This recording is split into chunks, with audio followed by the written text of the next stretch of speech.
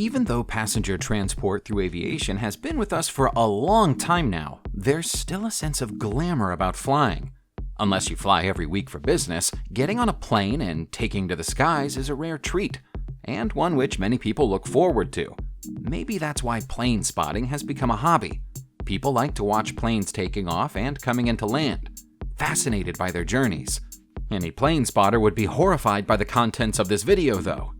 Here are some proud old planes which became completely abandoned. Let's start off with a plane that has some exceptional provenance. It was once the private jet of rock and roll legend Elvis Presley. Elvis was a man of means and owned 3 planes in total. This one, however, had special meaning to him because he co-owned it with his father, Vernon Presley. It's a red Lockheed Jetstar 1, made in 1962. While it may look a little faded and from the outside, which is understandable because it's been stood on a runway in Roswell, New Mexico for over 30 years, inside the plane everything is pristine. No restoration work has ever been done, so the plane is still kitted out according to Elvis's own specifications. That explains the gold tone of the woodwork, the thick red carpet, and the luxury red velvet seats. For a long time, the plane was thought to have been lost, but it had been bought by a secretive private collector who acquired it shortly after Elvis died. Now it's headed to auction again, and it's expected to sell for over $3 million. As of right now, there's only one intact B-17 Flying Fortress plane left in the world, and she has quite a story to tell. This is Swamp Ghost, who's in surprisingly good condition for an aircraft that spent almost 70 years trapped in a swamp in Papua New Guinea. Captain Frederick C. Eaton was sat at her controls during 1942 when he found himself involved in an aerial dogfight. His plane was damaged, and he had no option but to ditch it in the closest piece of flat land he could find. That was the swamp. Eaton escaped, but was unable to tell his supervisors exactly where he'd left his plane. It therefore wasn't seen again until 1972, when a passing helicopter saw it from the sky by chance. Because of its remote location, it took a further 34 years for a salvage team to come and drag the old plane out of the mire. By 2010, she was finally back home in the USA, where she's stationed as a permanent exhibit at Pearl Harbor's Pacific Aviation Museum.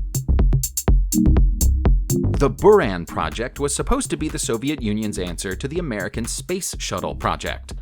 The two vessels had very similar designs and were intended to perform very similar duties. While the American Space Shuttle program served its country proudly for many years, the Soviet equivalent barely got off the ground. The Buran flew into space only once, spending 2 hours in orbit during November 1988 and then landing back on Earth in Kazakhstan. It then sat disused for 14 years before being destroyed when its hangar collapsed in 2002. Now all we have to remember it by is this wooden prototype, which is standing forgotten in Zhukovsky airfield near Moscow. Built to a 1/3 scale of the real Buran, it was made for wind tunnel testing, but then discarded when there was no further use for it. It might not look at its best, but then given that it's made of wood and exposed to the elements, it's surprising it's lasted this long. The British-developed Bristol Type 170 freighter was supposed to be a breakthrough in terms of air transport, combining all the best features of an airliner and a freighter. When the first model took to the air in 1946, it was hailed as a revolutionary aero cargo solution. When the model was retired 12 years later, it was sadly viewed as an accident-prone liability. 214 Bristol Type 214 freighters were built over the 12 years that the model was in production. Of those 214, 68 were either completely destroyed or damaged beyond repair in accidents. That's a failure rate of over 25%.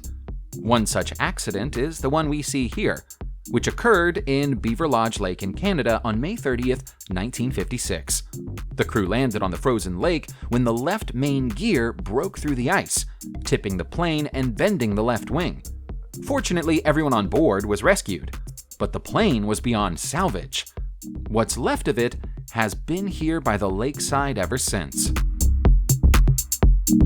Cold War tensions between the United States and the Soviet Union brought about a series of aviation advances on both sides, not all of which were successful. The Soviets should be saluted for their ambition when it comes to the design of the Buran VVA-14 amphibious aircraft, which was envisioned as a plane that could take off and land from water as well as sea. It should also have been able to fly high like a normal plane, but also conduct high-speed, low-altitude flights over the sea, so it could take out enemy submarines. The Soviets brought in Italian expert Robert Bartini to work on the design, and he had a semi-operational prototype built in 1972. It worked fine in the air, but takeoff and landing from the water were proving to be more problematic.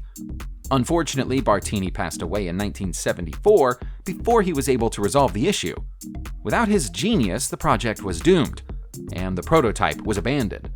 It was eventually moved to the Soviet Central Air Force Museum in 1987, where it remains on display. Finding a crashed or forgotten aircraft in a lake or on an airfield is one thing. Coming across one in the middle of a busy street is quite another. Back in 2007, drivers and pedestrians in Mumbai, India, were considerably inconvenienced when an entire Boeing 737 airliner was abandoned in the middle of their city.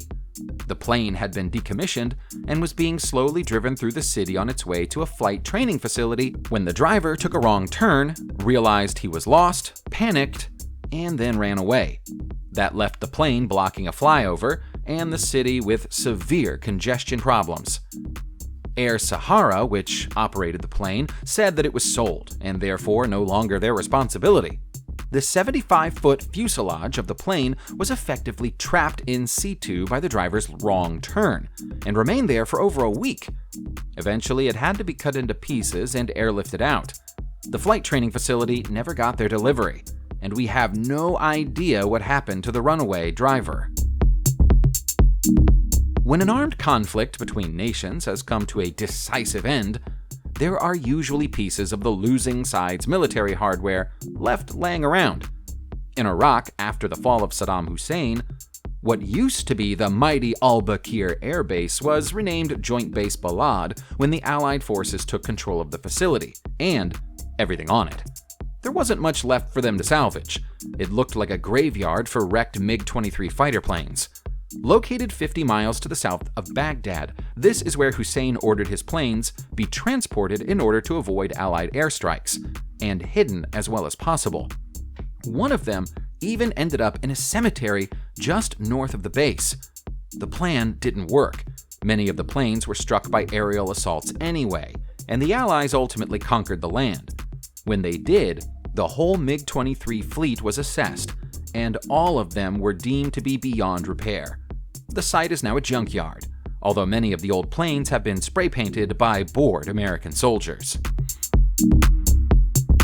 Most snorkeling tours and days out in the Bahamas offer you the chance to see colorful, exotic fish through the crystal-clear blue waters. Find the right tour operator, though, and you can go on a snorkeling trip with a difference. One that takes you to the corroding hulk of a Curtiss C46 Commando plane just below the surface off the coast of Norman's Bay, near Exuma. It might not be as colorful as the fish you'd see on other snorkeling trips, but there's plenty of color in its past. It's the former property of notorious international drug trafficker Pablo Escobar. The plane was one of many the Colombian used in his illicit import and export trade. Escobar and his gang were active in Norman's Cay in the late 1970s, after buying pieces of land from locals, and constructed a high-security fortress, complete with the 3,500-foot-long runway. Even at that length, the plane somehow managed to miss it entirely in 1980, landing well short of its mark and embedding itself in a sandbank. It's not far below the surface, and is clearly visible during fair weather. Our next aircraft comes to you from a top-secret location in the United Kingdom. Various urban explorers have visited it to take pictures of it, but none of them will be drawn on precisely where it is. They're concerned that too many people will turn up and cause damage to the aircraft that can be found there, and they're already pretty rusty as it is. Some reports suggest it's an abandoned air museum near Long Marston. The star of the show is this dirty, yellow 1962 Westland whirlwind helicopter, which should be more appropriately termed as a rotorcraft. The turboshaft engine is still inside, but the 11 seats, which used to make the passengers of the large chopper comfortable, have been ripped out. As we can tell from the markings on the side of the helicopter, it's a former RAF rescue vehicle. If you got into difficulty while climbing hills or mountains, this is the type of aircraft that would come out and airlift you to safety. Given its current state, it's now in need of rescue itself. Abandoned museums and hangars are a good place to look for forgotten aircraft. And if you're lucky, you might find several of them at once. This disused hangar in Belgium has 5 different planes in it, all in various states of dilapidation. It looks like it might once have been a repair center. There are extra wings scattered around the hangar, as well as a few spare jet engines. Although nobody knows who owns the hangar, or why it came to be abandoned, they clearly had a passion for vintage aircraft. One of the planes is a Stamp SV-4, which was in everyday use by the French Army during the 1930s. All of the aircraft appear to have a military pedigree, so it's possible that the hangar belonged to the Army, or someone with a keen interest in military history. There are probably enough spare parts here to build a new plane from scratch, although given how long they've been in their abandoned state, we wouldn't recommend trying to fly it if you did. When the military equipment of the losing side is destroyed by the winning side after a battle, that makes some degree of sense. When a country decides to destroy or abandon its own military equipment because there's been a regime change, that's a little harder to understand. Surely the country would still need defending, no matter who's in charge of it. Nevertheless, when communism came to an end in Hungary in 1989, the new government decided to dump a vast swath of its air force by the runway of an old military airfield, which has been there since 1936. 10 years later, when it was decided that the MiG-21 would be withdrawn from duty, the airfield was permanently closed. Now it's a plane graveyard, containing 28 MiG-21s, 2 MiG-21 two-seater training planes, and 5 Su-22 M3s.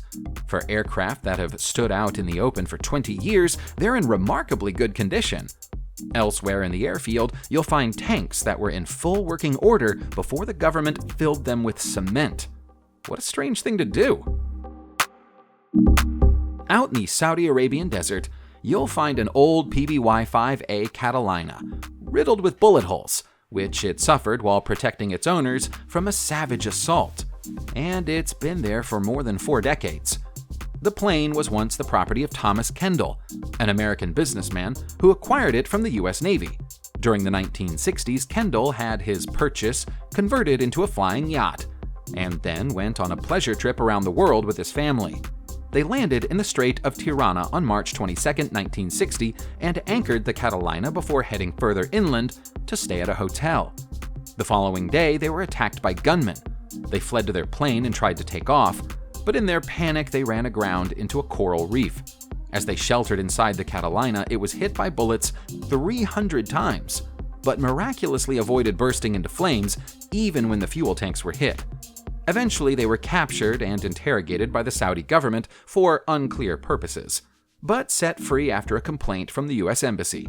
The Catalina couldn't be saved and is still there now. Subscribe to the channel and turn on notifications, and you will be the first to know when a new video comes out.